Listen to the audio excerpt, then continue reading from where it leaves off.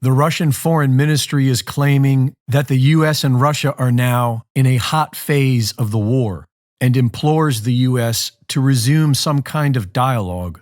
But NATO is not interested in peace talks. The UK is sending depleted uranium, and the US is continuing its biolabs program in Ukraine. The largest military air exercise in NATO history is scheduled for this summer. They have to call it an exercise, otherwise NATO would have to admit that they are at war with Russia. Starting next month, thousands of NATO troops will create a united front in Europe against Russia. The US has been exposed for destroying the Nord Stream 2 pipeline, and America's facade of a moral high ground is quickly fading. The Pentagon leaks say that Ukraine is losing the war. Both sides have threatened the nuclear option, and the Ukrainians have already attacked a nuclear power plant. We are one desperate action away from a nuclear war with Russia. China is now simulating precision strikes on key targets on Taiwan, and the moment they invade, the US will go to war with China. The Uniparty and the media have been focusing on China for several weeks now, and U.S. Senator Lindsey Graham is already prepared to start sending troops.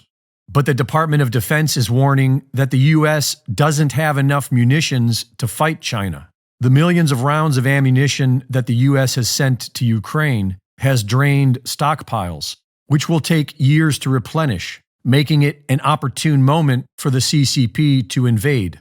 Days after Xi Jinping brokers a peace deal between Iran and Saudi Arabia, rocket attacks are launched at Israel from multiple locations.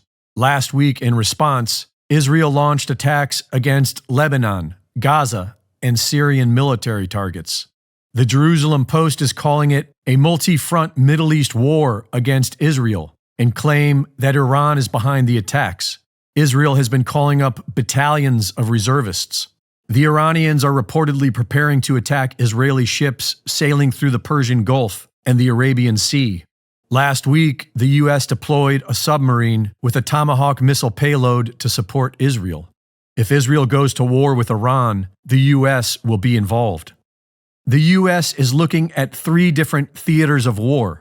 They've already depleted their munitions in their losing proxy war with Russia, and they've depleted their military with clot shots and tranny psyops. Meanwhile, the Bank for International Settlements, or BIS, is preparing for a one-world digital currency. The BIS was created in 1930 to centralize the central banks. Project Icebreaker is the BIS plan to control all international transactions between central bank digital currencies, similar to what FedNow is planning to do in America on the national level. The decisions being made by the big banks for the economic reset are hugely unpopular with the awakening masses.